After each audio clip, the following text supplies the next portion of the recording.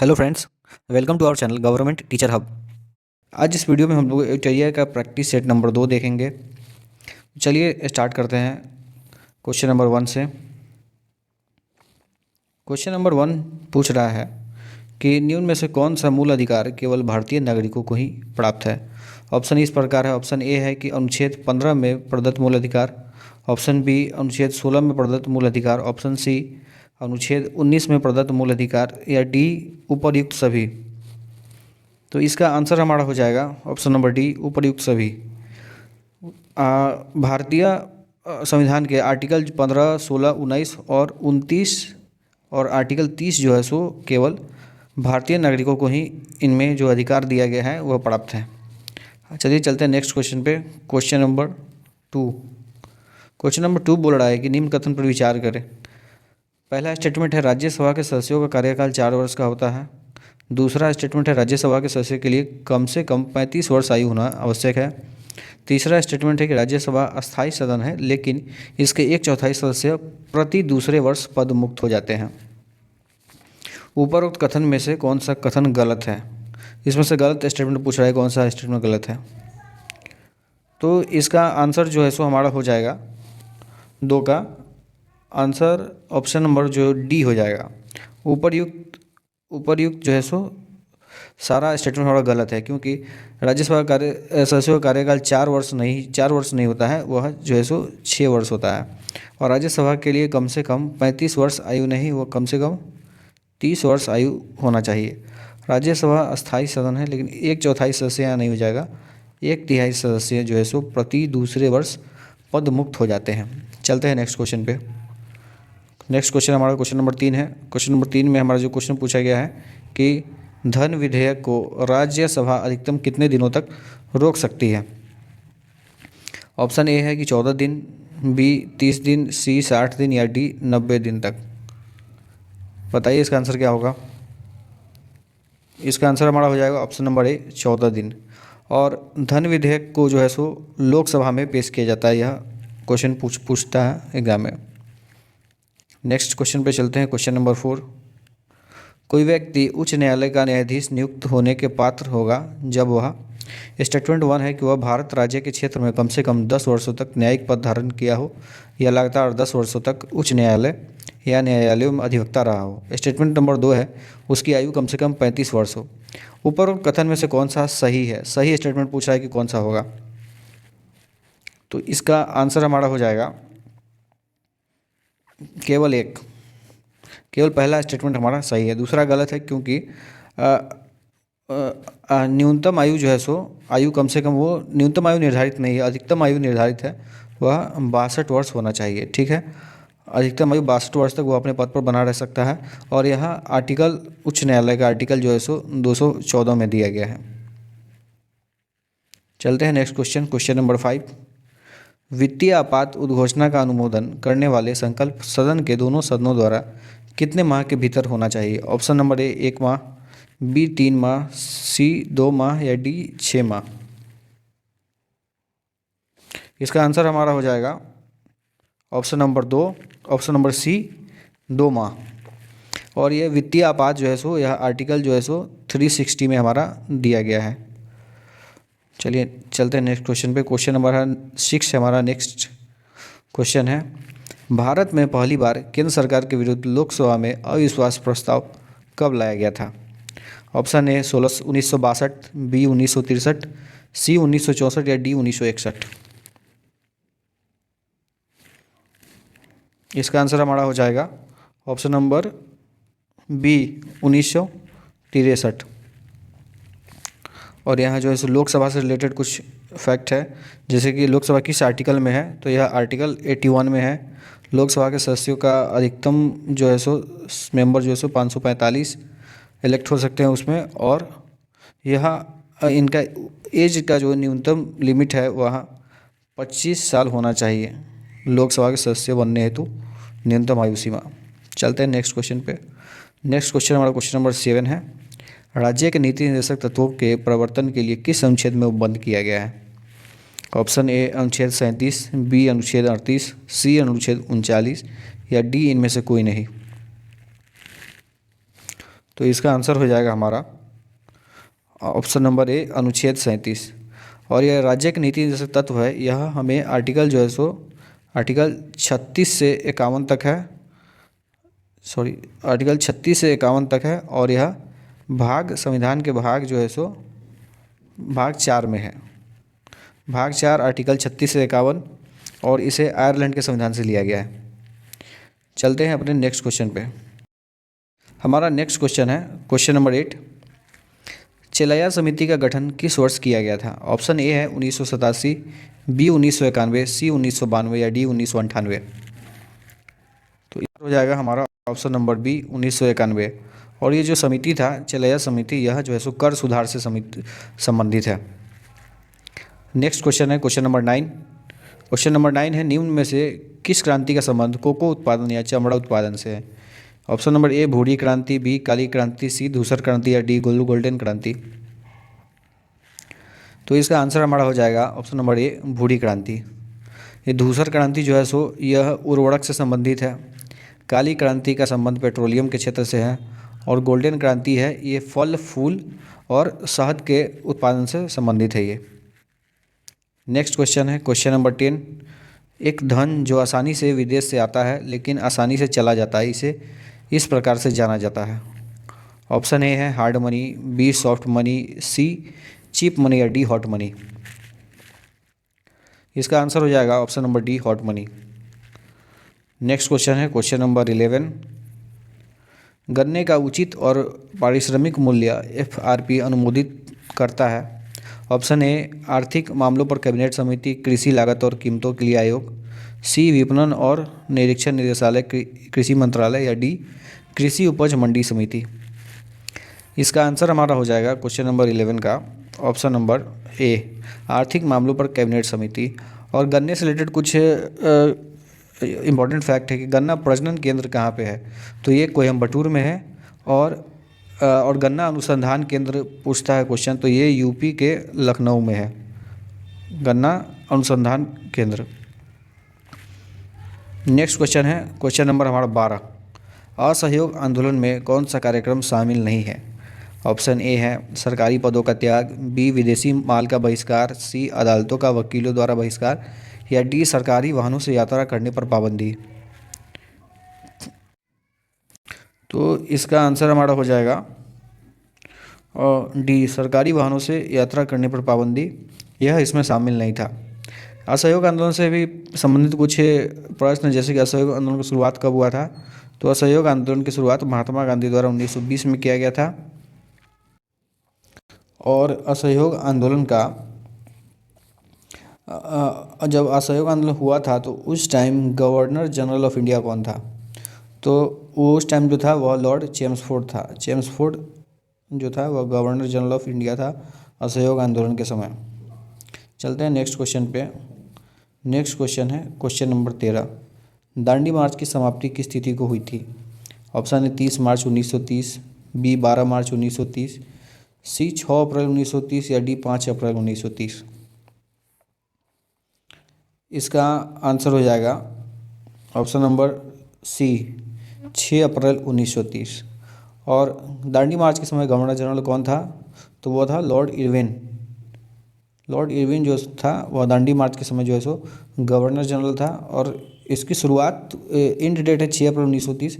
शुरुआत जो था 12 मार्च 1930 को हुआ था। शुरुआत जो है सो 12 मार्च 1930 को हुआ था। 12 मार्च 1930 से 6 अप्रैल 1930 तक यह चला था। क्वेश्चन नंबर 14 है।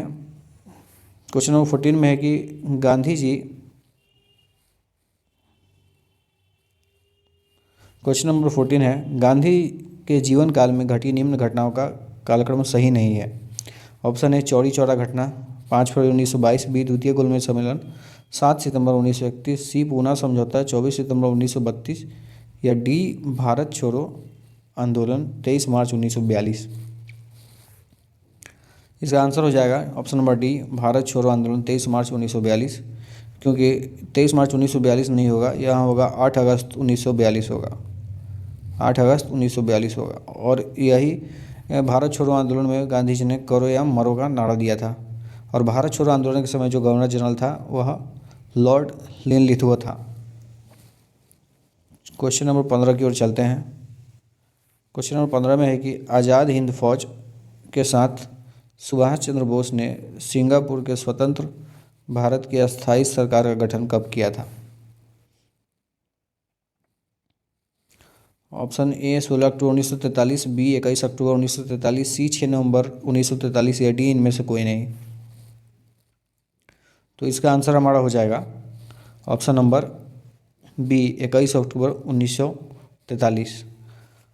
और सुभाष चंद्र बोस जी के बारे में क्वेश्चन पूछता है कि कांग्रेस का अध्यक्षता इन्होंने कब किया था, कांग्रेस किस अधिवेशन में?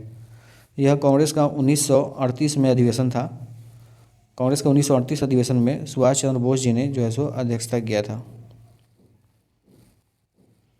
नेक्स्ट क्वेश्चन है क्वेश्चन नंबर 16, सती प्रथा का उन्मूलन किया गया कब किया गया था?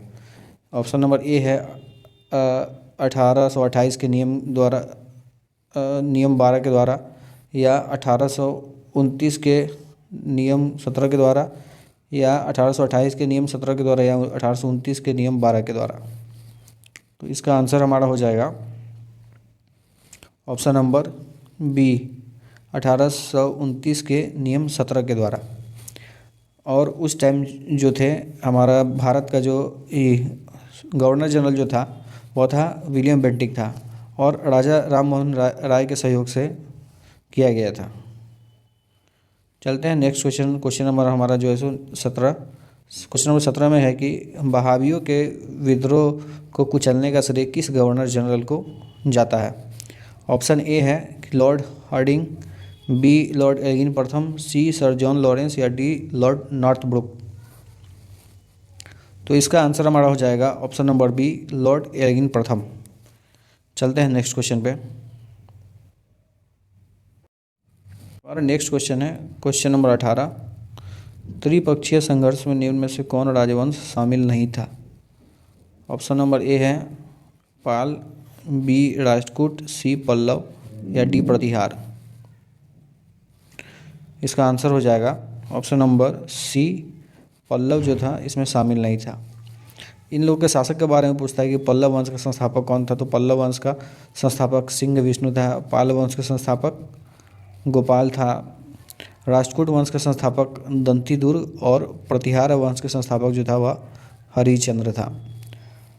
नेक्स्ट क्वेश्चन हमारा है क्वेश्चन नंबर 19, सिंधु घाटी सभ्यता के अंतर्गत शवों को दफनाने के अवशेष मिले हैं, इसमें शवों के सिर किस दिशा में रखे मिले हैं? तो हमारा ऑप्शन है ए है उत्तर, बी है दक्षिण, सी है पूरब, या डी है पश्चिम। बताइए इसका आंसर क्या होगा? 19 का आंसर हो जाएगा ऑप्शन नंबर ए उत्तर।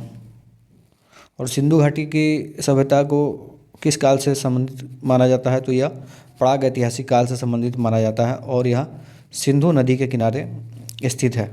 सिंधु घाटी सभ्यता को ही जो है सो हड़प्पा सभ्यता के नाम से जाना जाता है। चलते हैं नेक्स्ट क्वेश्चन पे। नेक्स्ट क्वेश्चन है हमारा क्वेश्चन नंबर जो है सो 20, किस बौद्ध संगीति में बौद्ध धर्म का 2 संप्रदायों में विभाजन हो गया था? ऑप्शन ए है प्रथम, बी द्वितीय, सी तृतीय, या डी चतुर्थ। इसका आंसर हमारा हो जाएगा ऑप्शन नंबर डी चतुर्थ। और चतुर्थ जो संगीति हुआ था यह कुंडलवन कश्मीर में हुआ था, और पहला जो संगीति है उसमें जो कार्य हुआ था विनय पिटक का संकलन हुआ था, दूसरे में अस्थाविर और महासंगिक में बट गए थे, तीसरे में सुत पिटक और अभिधम पिटक यानी कि त्रिपिटक का संपूर्ण रूप से संकलन हुआ था, और चौथे संगीति में बौद्ध धर्म 2 भागों में बट गया था, एक था हीनयान और एक महायान में बट गया था। हमारा नेक्स्ट क्वेश्चन है क्वेश्चन नंबर 21, महावीर स्वामी को किस नदी के तट पर कैवल्य प्राप्त हुआ था? इसका ऑप्शन हमारा है ए है निरंजना, बी पुनपुन, सी ऋजुपालिका, या डी भागीरथी। इसका आंसर हमारा हो जाएगा क्वेश्चन नंबर 21 का सी ऋजुपालिका। और महावीर स्वामी का जन्म कब हुआ था? तो महावीर स्वामी का जन्म 540 ईसा पूर्व में हुआ था, और मृत्यु 468 ईसा पूर्व में 72 वर्ष की आयु में हुआ था। इनकी मृत्यु 72 वर्ष की आयु में इनकी मृत्यु हो गई थी। नेक्स्ट क्वेश्चन हमारा है क्वेश्चन नंबर 22, आजीवक संप्रदाय के संस्थापक आजीवक संप्रदाय के संस्थापक निम्न में से कौन है?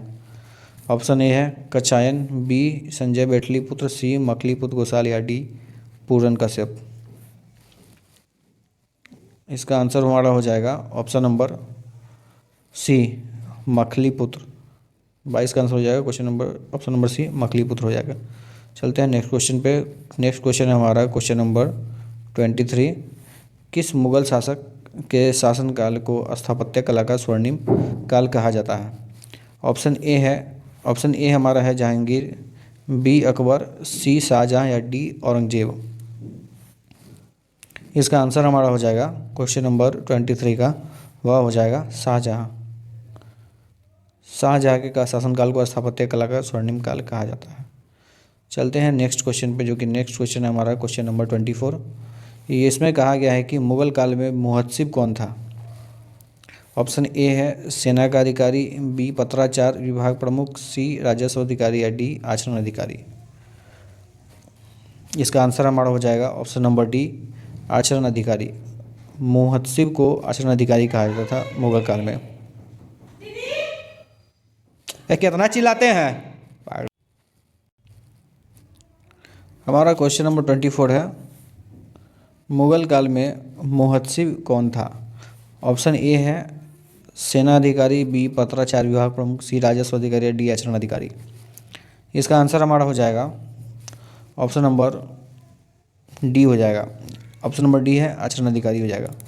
चलते हैं नेक्स्ट क्वेश्चन पे। नेक्स्ट क्वेश्चन है हमारा क्वेश्चन नंबर 25। दीवाने अर्ज किस विभाग से संबंधित है? दीवाने अर्ज जो है सो यह किस विभाग से संबंधित था? ऑप्शन ए है राजस्व विभाग, बी दान विभाग, सी सैन्य विभाग या डी पत्राचार विभाग। क्वेश्चन नंबर 25 का हमारा आंसर हो जाएगा ऑप्शन नंबर सी सैन्य विभाग। दीवाने अर्ज इसकी शुरुआत जो है सो बलबन ने की थी।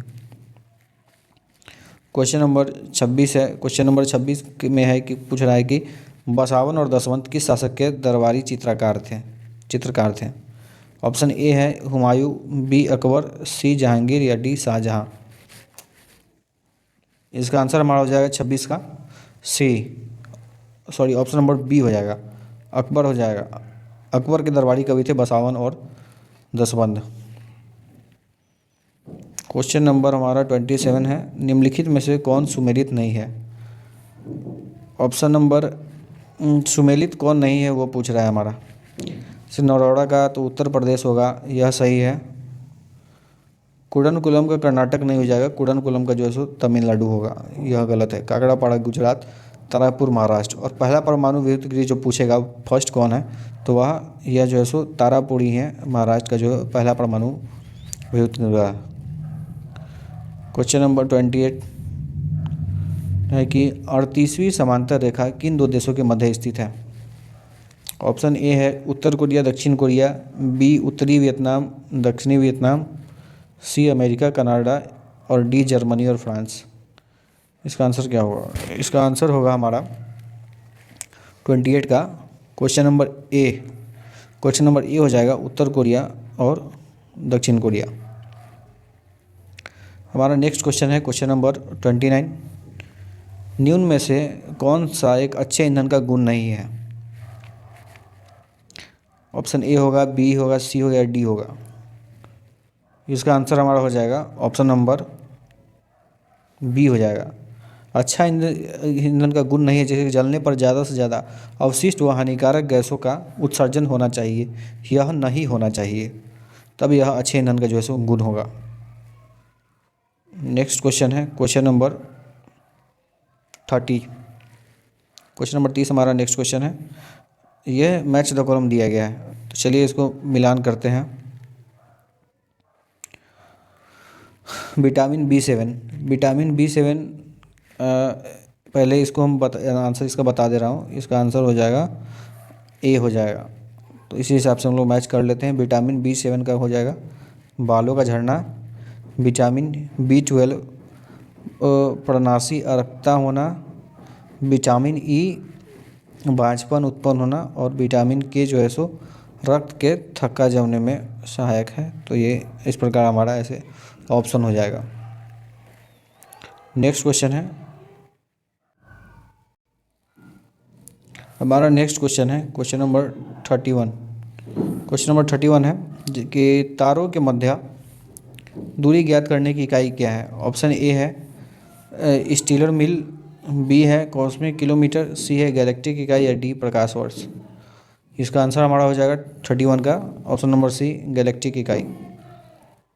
नेक्स्ट क्वेश्चन है हमारा क्वेश्चन नंबर जो है सो 32। क्वेश्चन नंबर 32 में है कि निम्नलिखित में से कौन सा रोग पुरुषों की तुलना में महिलाओं में बहुत कम होता है।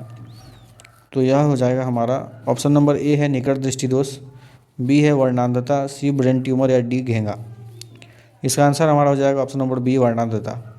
घेंगा रोग जो है सो यह रोग जो है सो आयोडीन की कमी से होता है। वर्णांधता जो है सो जेनेटिक है। और निकट दृष्टि दोष के बारे में जो है सो यह किस लेंस के दर्पण से मतलब किस लेंस के चश्मे से ठीक होता है। तो इसमें हम लोग अवतल लेंस के चश्मे का उपयोग करते हैं निकट दृष्टि दोष को दूर करने के लिए, जिसे मायोपिया भी बोला जाता है। क्वेश्चन नंबर हमारा 33 है हीमोग्लोबिन जो है सो लाल रक्त कोशिकाओं के अंदर एक प्रोटीन है और यह निम्न में से किसका वहन करता है। ऑप्शन ए है oxygen, B carbon dioxide, C nitrogen या डी हाइड्रोजन। इसका आंसर हो जाएगा हमारा क्वेश्चन नंबर 33 का ऑप्शन नंबर ए ऑक्सीजन।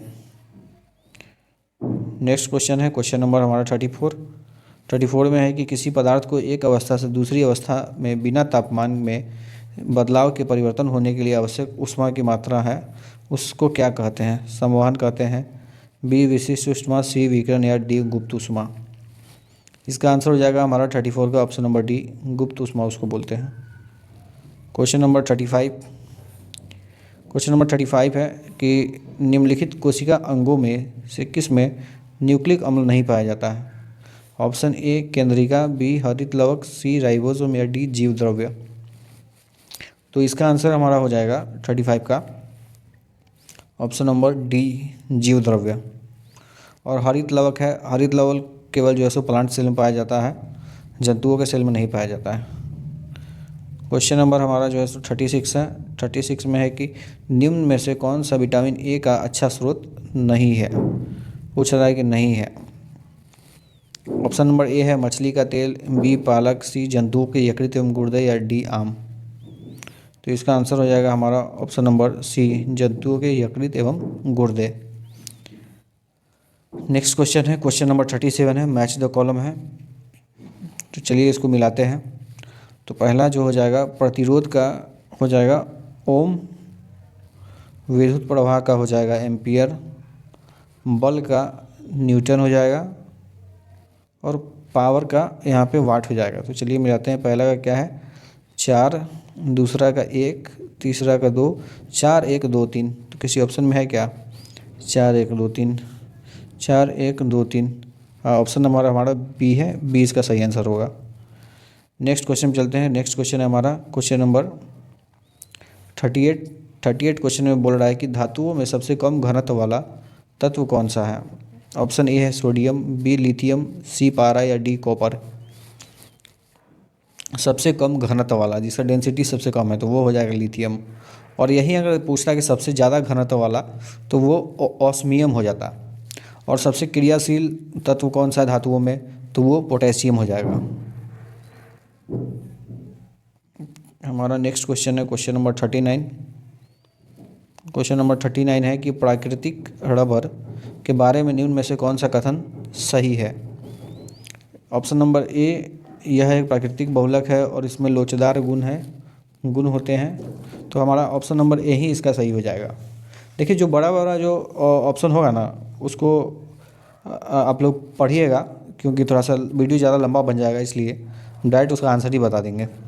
इसका आंसर ए ही हो जाएगा। क्वेश्चन नंबर है 40 हमारा कि किसी तत्व का रासायनिक गुण निम्न में से कौन तय करता है। ऑप्शन ए है प्रोटॉन की संख्या, बी न्यूट्रॉन की संख्या, सी इलेक्ट्रॉन की संख्या, डी उपरोक्त में से सभी। इसका आंसर हमारा हो जाएगा 40 का ऑप्शन नंबर सी इलेक्ट्रॉन की संख्या। अगर यहीं पूछता है कि भार किसी मतलब तत्व का भार जो है सो वह डिपेंड करता है proton plus neutron.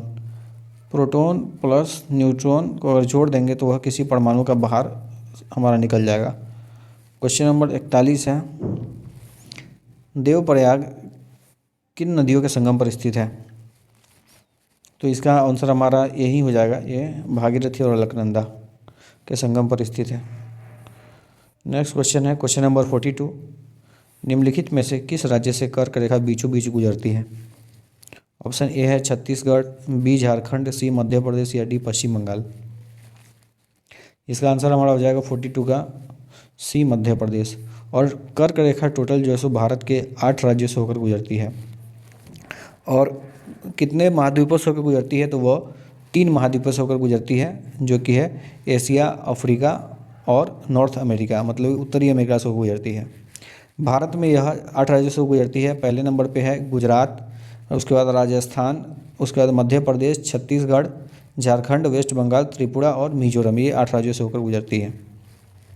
Question number हमारा 43 है। 43 में है कि निम्नलिखित में कहाँ सर्वाधिक जैव विविधता पाई जाती है? ऑप्शन ए है सवाना घास स्थल, बी टुंड्रा बायोम, सी उष्णकटिबंधीय वर्षावन या डी मैंग्रोव वन। इसका आंसर हमारा हो जाएगा 43 का सी उष्णकटिबंधीय वर्षावन। नेक्स्ट क्वेश्चन है क्वेश्चन नंबर हमारा 44 में है निम्नलिखित में से कौन सुमेलित नहीं है, ये पूछ रहा है। बांधवगढ़ राष्ट्रीय उद्यान, तो यह मध्य प्रदेश में है, यह हमारा सही है। रोहिला राष्ट्रीय उद्यान गुजरात, ये गलत हो जाएगा, ये गुजरात में नहीं है, ये यूपी में है। और बाकी सी हमारा सही है। बांदीपुर राष्ट्रीय उद्यान कर्नाटक में है, सिमलीपाल उड़ीसा में है, ये भी सही है। और टोटल नेशनल पार्क पूछेगा तो टोटल नेशनल पार्क की संख्या कितनी है? तो वो टोटल नेशनल पार्क जो है सो अभी तक भारत में जो है सो 106 है। 106 नेशनल पार्क है और सबसे ज़्यादा नेशनल पार्क एमपी में है। नेक्स्ट क्वेश्चन है हमारा क्वेश्चन नंबर 45। क्वेश्चन नंबर 45 में है कि निम्नलिखित में से कौन शीत महासागरीय जलधारा नहीं है?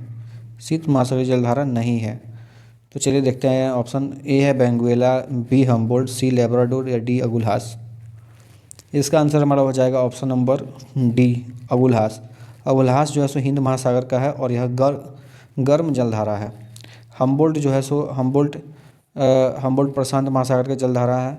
बेंगुएला जो है सो दक्षिणी अटलांटिक महासागर का है। लेब्राडोर जो है सो उत्तरी अटलांटिक महासागर का जलधारा है और ये तीनों ठंडी है। हमारा नेक्स्ट क्वेश्चन है क्वेश्चन नंबर 46। निम्नलिखित में से किस नदी को दक्षिण भारत की गंगा कहा जाता है?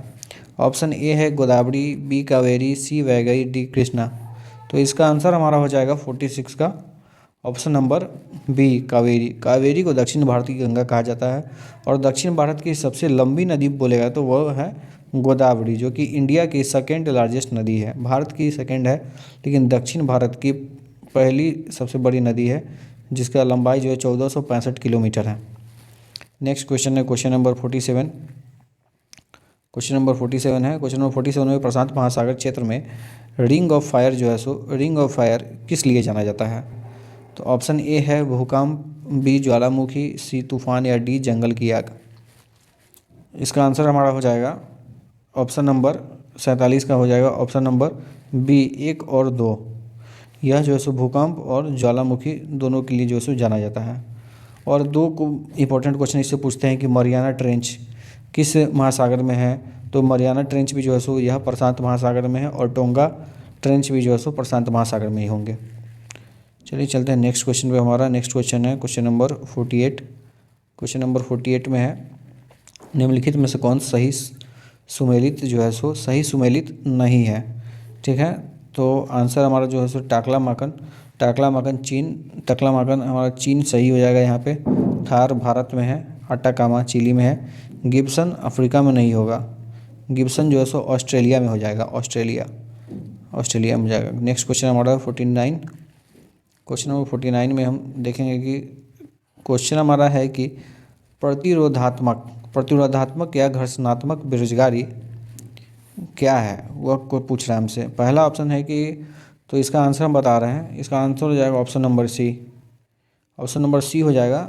ऑप्शन नंबर सी में है कि व्यवसाय, रोजगार और परिवर्तन की प्रक्रिया के दौरान श्रमिक व्यक्ति का कुछ समय के लिए बेरोजगार होना, कुछ समय के लिए बेरोजगार होना वह जो है सो प्रतिरोधात्मक या घर्षणात्मक बेरोजगारी कहलाता है। क्वेश्चन नंबर 50 हमारा है। क्वेश्चन नंबर 50 में है कि न्यूनतम समर्थन मूल्य एमएसपी के बारे में निम्नलिखित में से कथनों पर विचार करें। तो इसका आंसर हमारा हो जाएगा क्वेश्चन नंबर 50 का ऑप्शन नंबर सी। 50 का हमारा आंसर हो जाएगा सी, 1 और 2। सही उत्तर जो है 1 और 2 दोनों हो जाएगा। और एमएसपी के बारे में बताना चाहूँ कि तो एमएसपी का शुरुआत जो हुआ था एमएसपी का, वह 1966 से 67 में हुआ था। और एमएसपी जो है सबसे पहले जो लागू हुआ था वह गेहूं के लिए लागू हुआ था, शुरुआत इसकी हुई थी। तो चलिए हमारा वीडियो यहाँ ख़त्म होता है सेट नंबर 2। मिलते हैं अगले वीडियो में सेट नंबर 3 के साथ।